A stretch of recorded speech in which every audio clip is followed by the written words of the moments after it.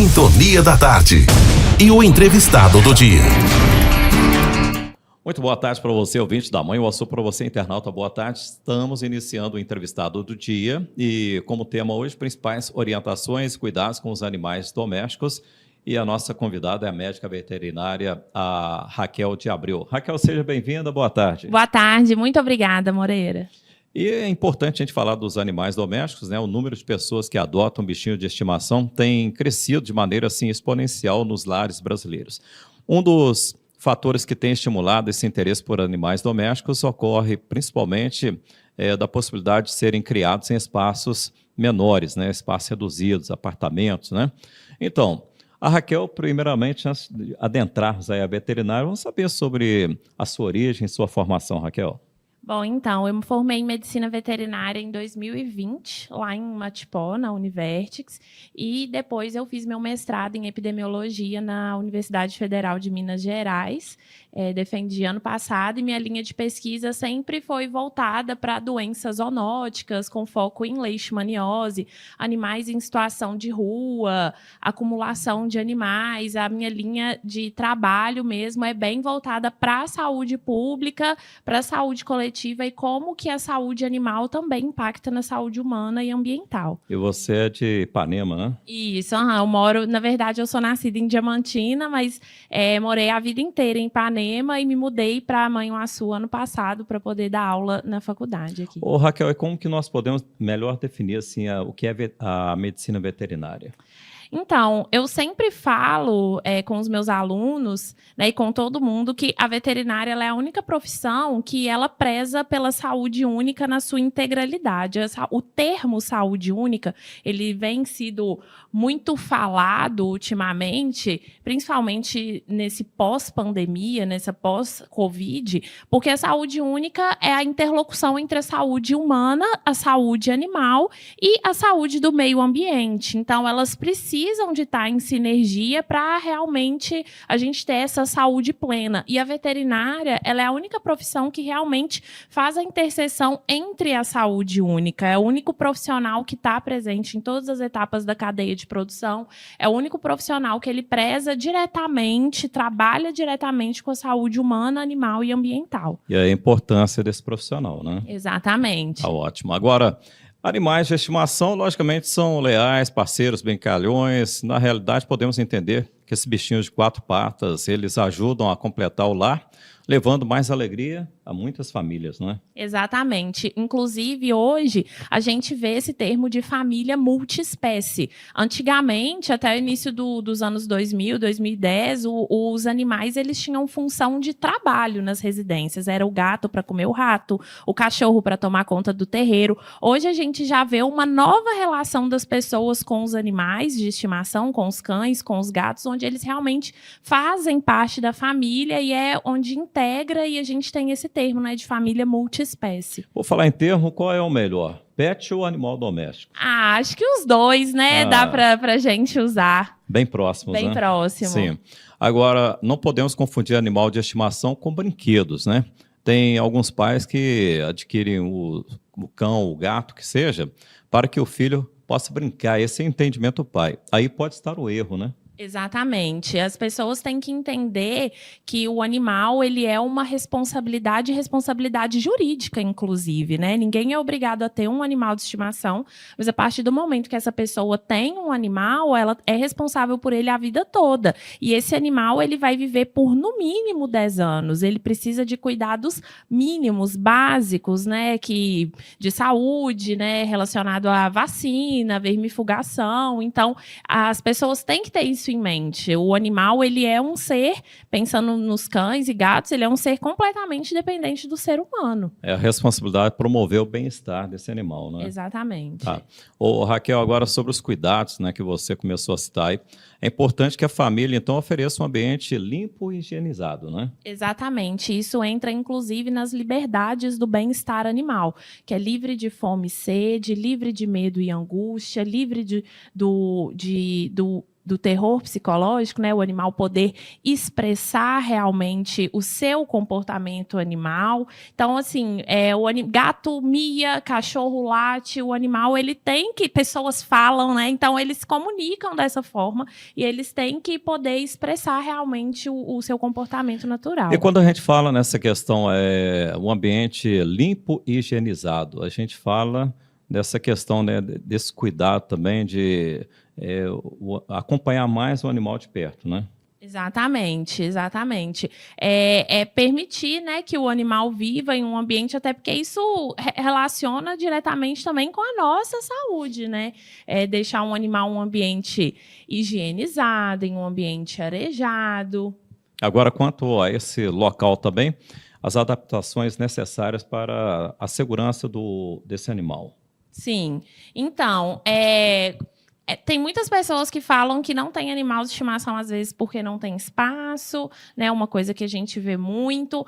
Isso vai depender, na verdade, não diretamente só do espaço que a pessoa tem em casa, mas de como ela vai cuidar desse animal com relação a voltinhas, a sair com ele, a interação com esse animal, os estímulos que esse animal vai receber.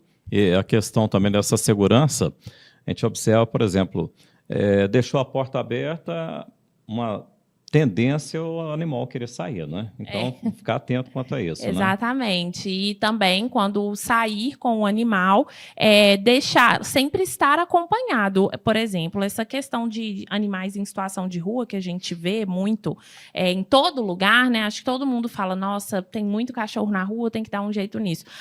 A população de animais que mais contribui para isso são os que a gente chama de cães semidomiciliados. O que é isso? É aquele animal que ele tem um lar, ele tem um teto, ele tem água e alimento e ele tem livre acesso à rua, aquele acesso irrestrito. Ele sai para dar a voltinha dele. Né? Então, é um animal saudável para reproduzir. E são esses que a gente vê em grande maioria na rua, porque aquele animal que vive sem nenhum ser humano, sozinho nas ruas, ele não tem nem saúde suficiente para se reproduzir. Então, quando a gente fala de cuidado com o animal, é também prezar por esse cuidado, né, ao sair, a interação com relação aos gatos também. Manhuaçu é um município endêmico para esporotricose, que é uma doença zoonótica, inclusive, né, que afeta os gatos e que também podem afetar os seres humanos. Então, o gato também não tem que dar voltinhas. Isso não é instinto do animal, né? O animal ele é domesticado, então ele precisa, se for sair, acompanhado do ser humano. Perfeito. Então, o cachorro é mais normal, vamos considerar assim, a questão de sair para passear do que o gato, né? As pessoas, na verdade, deixam tudo, né? Cachorro, gato, eles deixam. Acho que tem que dar voltinha, acha que gato tem que sair para ser livre, que é do instinto do animal. E isso, na verdade, expõe ele a diversos riscos, tanto o cão quanto o gato. Atropelamento, envenenamento, brigas, doenças. E a importância do pet, ele ter acesso a brinquedos, né?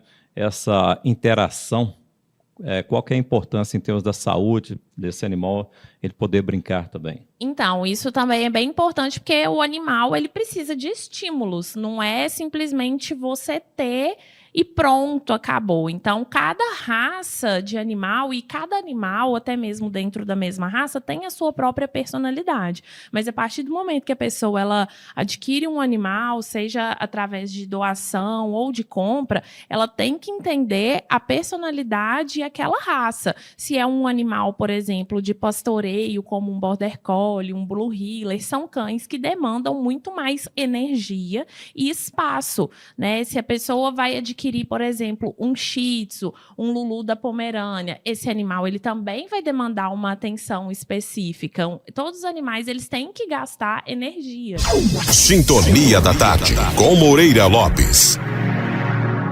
Perfeito. Nós estamos conversando com a médica veterinária e professora universitária, a Raquel de Abreu, e os principais cuidados também, as orientações com os animais domésticos. Ô, Raquel, agora em termos da condição de educar esse animalzinho de estimação, isso é importante, né?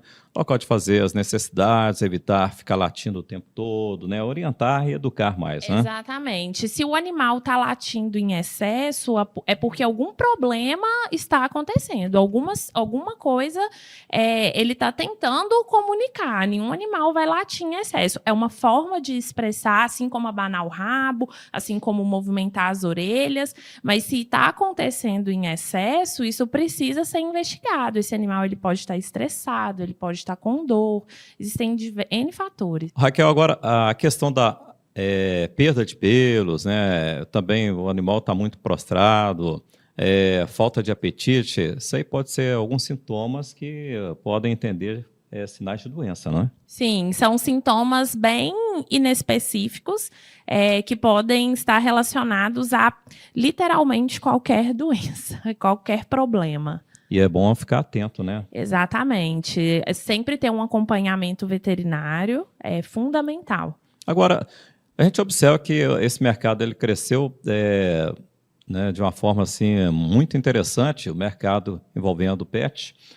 E a alimentação também não ficou para trás, acompanhou esse crescimento. E em termos da alimentação, o que nós podemos considerar que o mercado oferece de qualidade? A gente vê muitas indústrias aí, uma variedade muito grande, né? Sim, sim. Existem hoje inúmeras marcas de rações, petiscos, patês, inclusive a própria alimentação natural.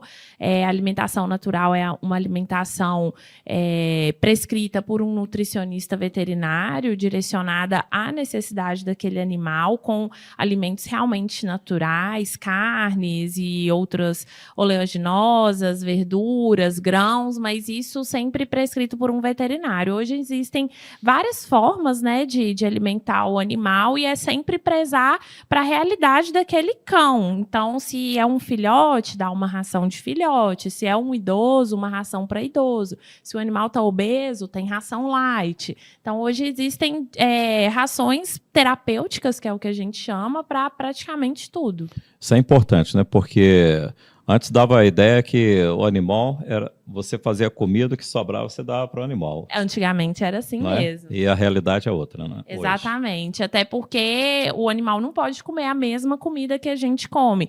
Do almoço, por exemplo, não é que ele não pode comer um arroz, não pode comer um frango, mas tem muito tempero, né? E esse tempero não é saudável para o animal. O animal não pode comer pão, não pode comer massas. Isso, né, favorece a obesidade, doenças endócrinas, como diabetes. Então, as pessoas também têm que ficar atentas a isso. A questão das estações. Nós estamos aí período primavera. Estação influencia na saúde animal? Influencia. No período de inverno, a gente tem a maior ocorrência de doenças infecto-contagiosas, como a sinomose, que é uma doença que tem alta mortalidade em cães e é prevenível com a vacina. Então, as doenças, elas também acompanham. Assim como os seres humanos, os animais, eles também têm as doenças mais sazonais. Agora, em termos da vacinação, a importância de se manter essa vacinação em dia. Exatamente. A vacinação, ela protege não só a saúde animal, mas também a saúde humana. A gente está na época agora da campanha de vacinação antirrábica, que é fornecida pelo SUS, é uma zoonose, por isso ela é fornecida pelo SUS.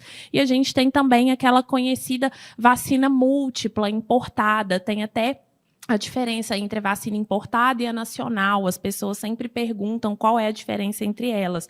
A vacina que a gente chama de importada, ela é mais segura. Por quê? Porque ela é vendida somente por médicos veterinários e estabelecimentos veterinários e tem um controle de qualidade maior. Essa vacina dita como nacional, ela é vendida em casas de rações, ela não tem o armazenamento adequado, ela não precisa de ter um veterinário para comprar ela. Então, o controle de qualidade é menor, a segurança é comprometida. E a vacina protege contra doenças espécies específicas, né? Essa múltipla, como sinomose, parvoviroses, adenovírus, influenza, e protege também contra a leptospirose, que é uma zoonose. É importante manter essa caderneta em dia, né? Atualizada. A vacina, ela tem que ter o reforço anual. Agora, sobre medicação do pet sem orientação, e aí? É a mesma coisa que a gente tomar medicação sem orientação médica. Até porque não são todos os medicamentos de uso humano que nós podemos fornecer aos animais. Além da dose, que pode ser tóxica, se não for prescrita por um profissional, pode estar colocando esse animal em risco. Porque a dose humana é totalmente diferente da dose Da animal, exatamente. Tá. E quando consultar o veterinário? Então, o veterinário, eu sempre falo que o veterinário é um eterno pediatra, porque o pediatra humano, aquele paciente dele, um momento vai crescer e não vai mais precisar do pediatra. O veterinário, o cachorro, ele é dependente do tutor dele a vida inteira, então sempre vai precisar do veterinário fazendo esse acompanhamento. Então, o veterinário, ele é fundamental no início da vida desse animal, justamente para o controle de ecto e endoparasitas, então verminoses, pulgas, carrapatos, além de iniciar o protocolo de vacinação e o acompanhamento desse animal. Esse animal ele deve visitar o veterinário de forma regular, justamente para sempre estar prevenindo doenças e depois acompanhar ele no final da vida. A prevenção sempre é o melhor remédio, né? Sim, melhor prevenir do que tratar, é mais barato, inclusive. Agora, em termos das informações complementares, o seu contato, é importante deixar para os nossos ouvintes, para os internautas. Bom, então, o que eu queria falar era basicamente isso dentro do assunto que a gente falou. Essa questão de animais em situação de rua é um problema grave de saúde pública e eu tenho certeza que é uma coisa que todo mundo que está assistindo, independente da cidade, enxerga isso como um problema, mas isso é um problema social e é um problema de responsabilidade não só do poder público, mas da população também. Então, o que eu queria deixar de mensagem aqui é que nenhum animal está na rua porque ele pediu para estar ali. O animal ele vive em situação de rua porque ele nasceu ali ou porque ele foi abandonado por um ser humano ali. Então, o abandono ele é crime de maus tratos de 2 a 5 anos de reclusão e multa. Não adianta a gente castrar e correr atrás de política pública se o abandono não for combatido, se as pessoas não se conscientizarem disso. É importante, né? Uma chamada de responsabilidade. Exatamente. Né? Todo mundo tem responsabilidade. Raquel, muito obrigado pela participação. Muito bem, assim, no entrevistado do dia hoje, nós conversamos com a Raquel de Abreu, ela é médica veterinária e professora universitária.